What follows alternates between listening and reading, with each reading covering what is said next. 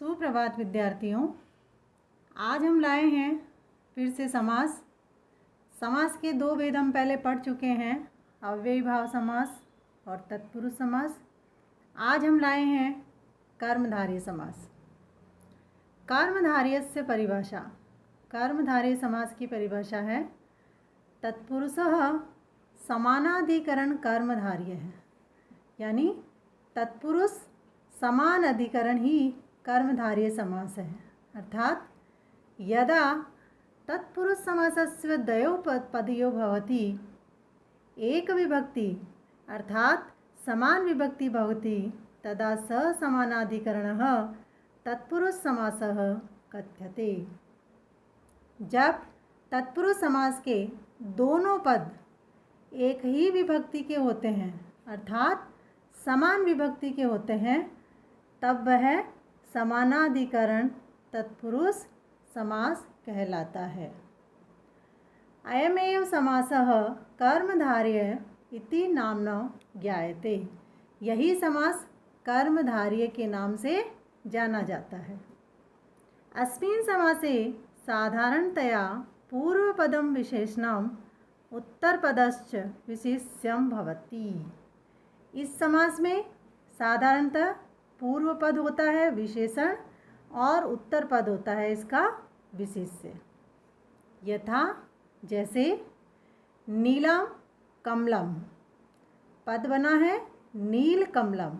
यहाँ नीलम और कमलम में दोनों में समान विभक्तियाँ हैं अर्थात प्रथमा विभक्ति है, तो यहाँ नीलम जो है वो विशेषण पद है और कमलम विशेष्य पद है, इसीलिए यह कर्मधारय समास है।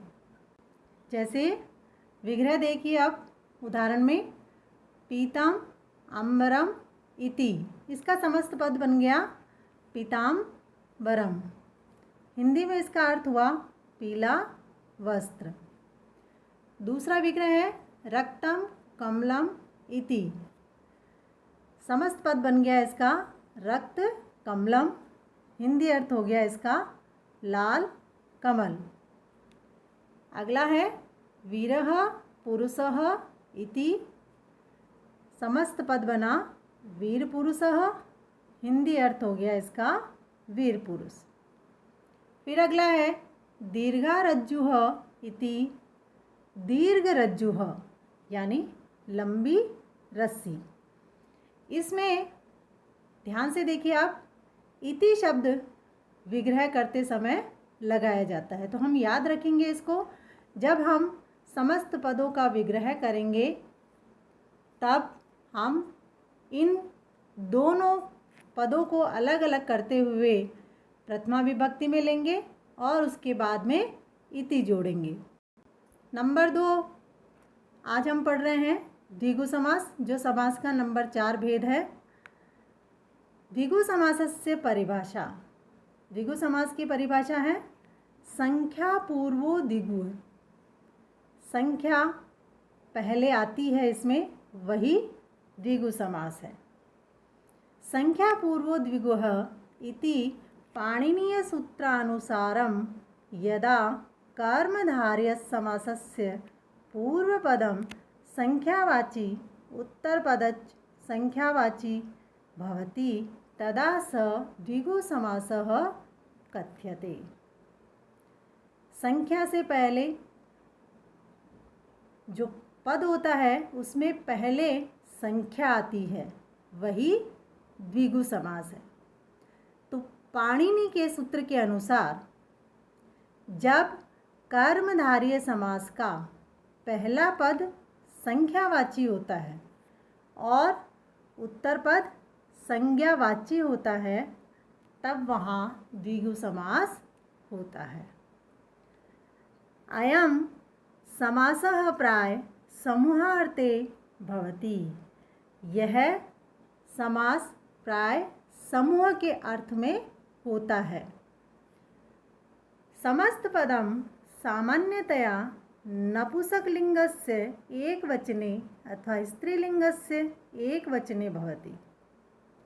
जब इसका समस्त पद बनता है तो वो सामान्य रूप से नपुंसकलिंग एक वचन होता है या फिर स्त्रीलिंग का एक वचन होता है। याद रखना हमें, द्विगु समास में इसका समस्त पद में नपुंसकलिंग एक वचन बनेगा या स्त्रीलिंग का एक वचन। अस्य विग्रहे षष्ठी विभक्तेः प्रयोगः क्रियते। इसके विग्रह में हमेशा षष्ठी विभक्ति का प्रयोग किया जाता है। जैसे यहाँ पर विग्रह दिया है सप्तानां दिनानां समारोह इति। जब समूह के लिए विग्रह करना हो तब समाहार का प्रयोग किया जाता है।